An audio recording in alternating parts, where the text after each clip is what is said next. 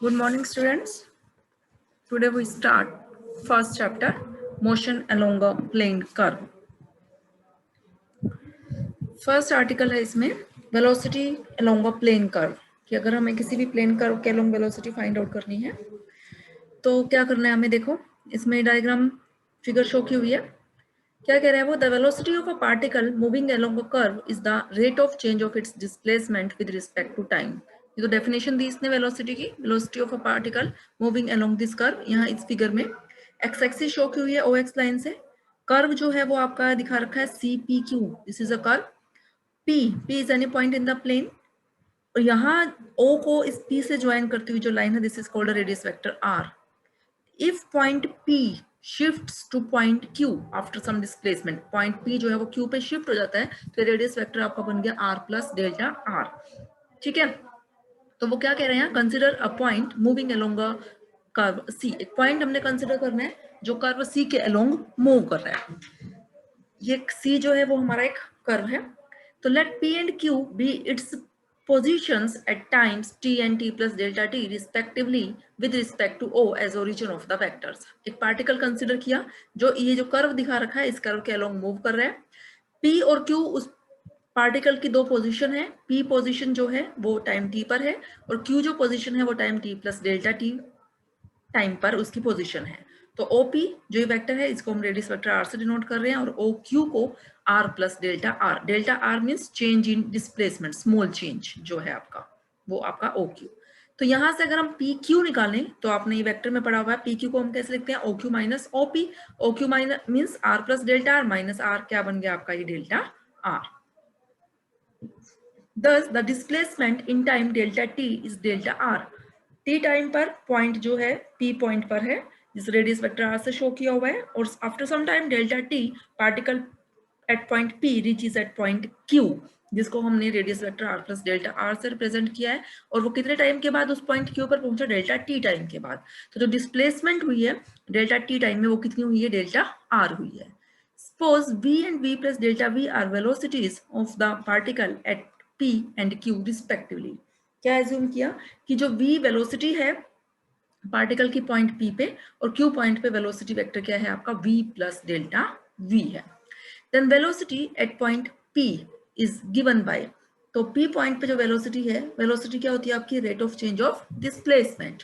तो now this is equal to limit delta r by delta t, and where limit delta t tending to 0।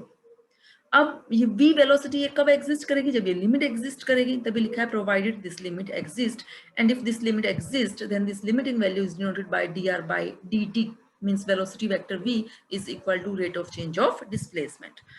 The velocity v dr by dt is along the tangent to the path of the particle। जो ये velocity है आपकी dr by dt वो किसके along है, along the tangent to the path of the particle, and hence it is a vector quantity along the tangent to the path। और magnitude को, velocity vector के मैग्नीट्यूड को हम क्या बोलते हैं, स्पीड बोलते हैं। If r is radius vector, plane में हम बात कर रहे हैं, तो r रेडियस वेक्टर इसके कोऑर्डिनेट्स x और y, xi plus yj cap. Then velocity vector v आपका क्या था, dr by dt, means ddt of vector r की वैल्यू रखो xi cap plus yj cap. तो यहां से आप ध्यान से देखो तो इसके दो कंपोनेंट आ गए। x एक्सिस में इसका कंपोनेंट क्या हुआ, x एक्सिस डायरेक्शन में dx by dt, और y एक्सिस की डायरेक्शन में कंपोनेंट क्या हो गया, dy by dt। These are also called components या फिर resolved parts of velocity vector v along the x axis and y axis respectively।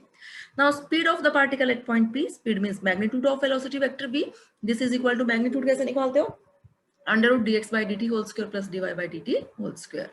And the component dx by dt of the velocity vector v is along the x-axis when x-axis is taken positive, or negative according as it is in direction of x increasing or decreasing। जो हम dx by dt जो हम component बोल रहे हैं velocity vector v का, वो along the axis of x is taken as positive और negative। वो किसके according कि जो direction है x की वो increasing direction है, मीन्स पॉजिटिव डायरेक्शन मीन्स है, या फिर डिक्रीजिंग या फिर नेगेटिव डायरेक्शन में है। Similarly the positive and negative signs are taken with dy by dt in exactly the same way. ये था हमारा velocity along a plane curve. Next है acceleration along a plane curve. अब acceleration क्या होती है, acceleration is rate of change of velocity. तो the acceleration of a particle moving along a curve is defined as rate of change of velocity vector. Now consider a particle moving along a curve such that velocity vector v and v plus delta v are its velocity at time t and t plus delta t respectively. Figure आपकी वही चल रही है आपकी. v जो velocity vector था वो point p पे था और v प्लस डेल्टा v जो था वो पॉइंट q के लिए था. ये आपकी वेलोसिटीज थी at time t and t plus delta t respectively. Then delta v is change in velocity in time delta t. Then velocity acceleration vector f जो है वो क्या बन जाएगा? Rate of change of velocity means limit delta t tending to 0 delta v by delta t, and if this limit exists this is denoted by dv by dt. means this is equal to ddt और v जो आपका velocity vector था this is equal to dr by dt. तो इसको हम dv by dt के साथ साथ हम क्या बोल सकते हैं, इसको d2r by dt2 भी लिखा जा सकता है. v जो f जो आपका एक्सेलरेशन है जिसको हम dv by dt बोलते हैं, अगर हम इसको d2r by dt2 लिख पा रहे हैं और जो आपका रेडियस वेक्टर r है इसके components xi cap plus yj cap हैं, तो ये क्या बन जाएगा d2x by dt2 i cap plus d2y by dt2 j cap. ये इसके क्या हो गए, कंपोनेंट्स हो गए एक्सेलरेशन के in x axis and y axis direction में. मैग्नीट्यूड अगर फाइंड आउट करना है तो under root x axis direction में जो कंपोनेंट है उसका square plus y axis direction में जो कंपोनेंट है उसका स्क्वायर. ठीक है, फिर वही जो ये कंपोनेंट है acceleration का along axis of x is taken as positive or negative according as it is in direction of x increasing or decreasing. Similarly y वाला component इसका. ठीक है, next है component of velocity and acceleration along the coordinate axis.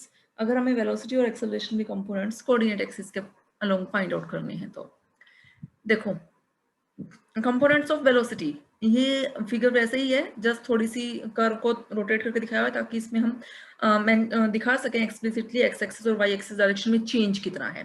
वहां हमने जो first figure बनाई थी उसमें पी क्यू जो था, पी क्यू आपका क्या था, स्मॉल डिस्प्लेसमेंट जिसको हमने डेल्टा आर से डिनोट किया था.